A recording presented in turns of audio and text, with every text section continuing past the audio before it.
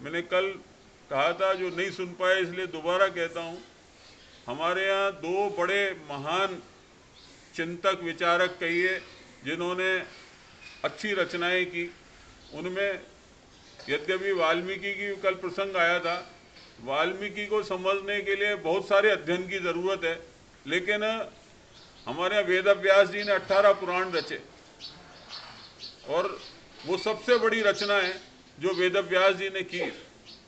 18 पुराण के अलावा महाभारत में इतना बड़ा ग्रंथ, विशद ग्रंथ है महाभारत, उसकी रचना की।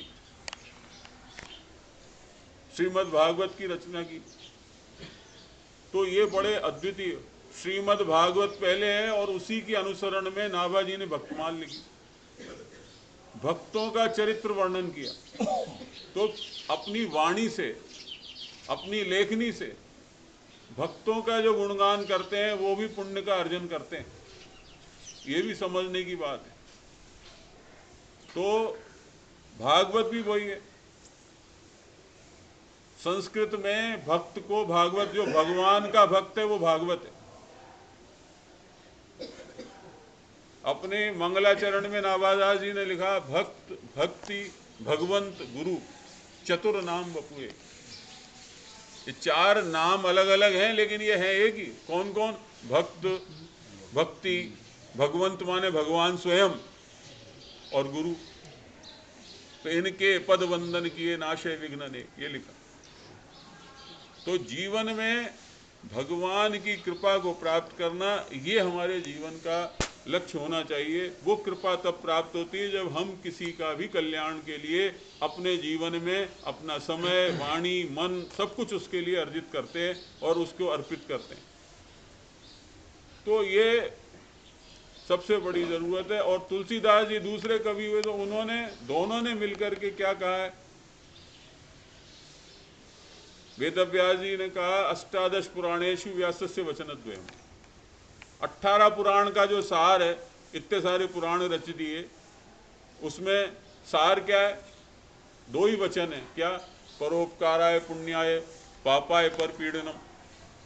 पर का, दूसरे का जो उपकार है उसको परोपकार कहते हैं। पर उपकार, परोपकार।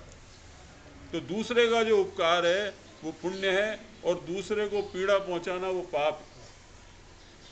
तो मैंने कल कहा था कि पीड़ा पहुंचाने के लिए जरूरी नहीं हम किसी को तमाचा मारे तो ही पाप होगा, मन में भी सोच लिया तो भी पाप हो गया। तो मनसा वाचा कर्मणा, वचन से, मन से और कर्म से, तो इन तीनों प्रक्रियाओं से हम किसी को सुख पहुंचा सकते हैं और तीनों ही प्रक्रियाओं से हम किसी को दुख पहुंचा सकते हैं। तो दूसरे को पीड़ा पहुंचाना पाप। तो इसी तरह तुलसीदास जी ने लिखा, पर हित सरिस धर्म नहीं भाई, पर पीड़ा सम नहीं अदमाई। दूसरे का हित करे, इससे बड़ा कोई पुण्य नहीं, कोई धर्म नहीं, और दूसरे को पीड़ा पहुंचाने के समान कोई अधर्म नहीं, कोई पाप नहीं। तो इसलिए ये सबसे बड़ा जो नाभादास जी ने, मैं कल बता रहा था कि पूरे वैष्णव समाज को, न केवल वैष्णव समाज को, ये जो हमारे जो शैव समाज है उसको भी कोई दिशा प्राप्त नहीं होती। 5000 साल पहले लिखी गई थी श्रीमद् भागवत, अब 5000 साल के बाद क्या हुआ ये तो किसी को पता ही नहीं। तो वो नाभादास जी ने किया। यहां 3 पीढ़ी पहले कौन था उसका नाम नहीं याद रहता है आपको। अपने पिता, उनके पिता तक नाम याद होगा, उनके पिता का नाम क्या था फिर बस गायब। 7 पीढ़ी के नाम याद नहीं रहते। तो 5000 साल पहले क्या हुआ ये, मतलब ये तो फिर कोई क्रिया ही नहीं हुई। तो ये नाभादास जी ने बहुत बड़ा उपकार हम सब पर किया। उन्होंने, मैंने कल भी बोला, लोग जानते ही नहीं हम कौन हैं, उन्होंने सबको बताया तुम कौन हो, कहाँ से आए हो।